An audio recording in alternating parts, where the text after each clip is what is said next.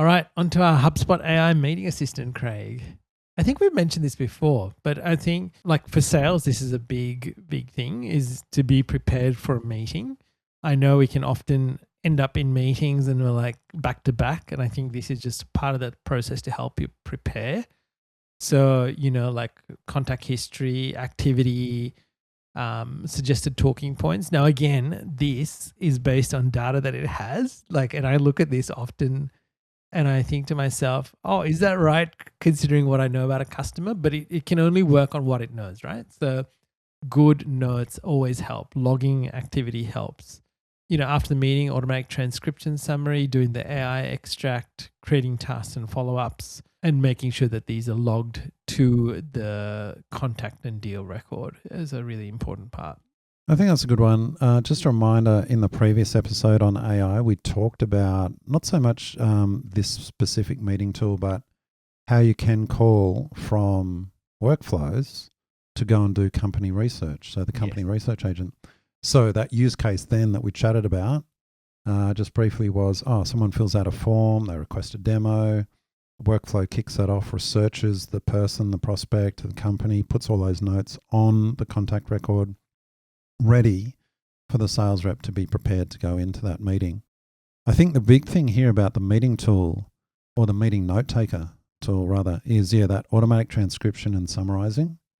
And as you mentioned before, there's that deal progression thing now, which then gives you kind of action items after the meeting and can automatically turn them into tasks, those kind of things.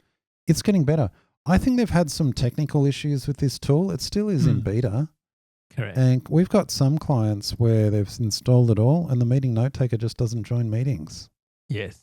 And I'm like, why? It works for us. Yeah. And then occasionally it just doesn't. So I think it does have some technical things they're ironing out, especially if you're an Office 365 company, whereas Google tends to be, I haven't had as many problems with Google, I have to say.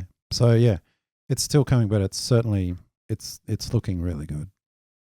And then the next thing to add on to this is the in-person meeting note taker, that if you have HubSpot on your Apple device or iOS, well worth using to take notes. Now, this does record the meeting, but then you can't actually listen back to the meeting. It actually creates the notes out of that and puts the transcript, and then the recording gets deleted, I believe. So it actually does not store that anywhere. So just a good thing to remember, because I know sometimes when you're in in-person meetings, people are like, are you recording this?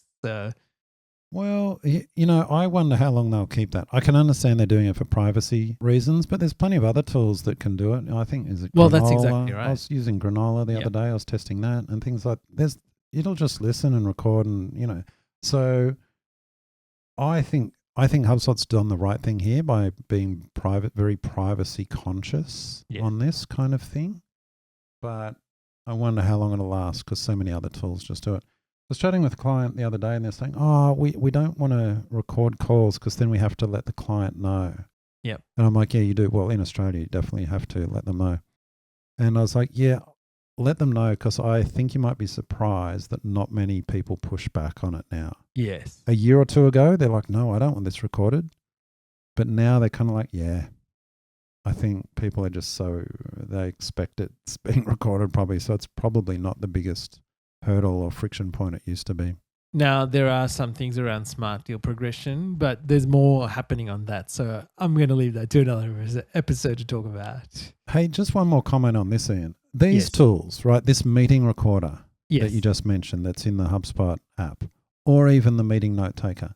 Again, this is another example of what are actually whole separate businesses. There are products that you can buy that just solve this point, right? Yes. And that's their whole business model. And here you've got yet another example of HubSpot just going, we're just adding that as a feature into the platform. And so I get that, well, sometimes the separate specific products are actually better, but overall, wrapping it all into HubSpot, it's like, well, you've just got one platform. People are sick of having so many different apps and tools and things for that.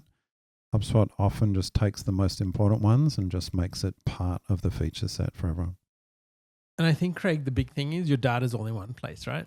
the data not scattered across multiple systems where Well, there's there's that as well. Yeah, exactly. Yeah. Yeah.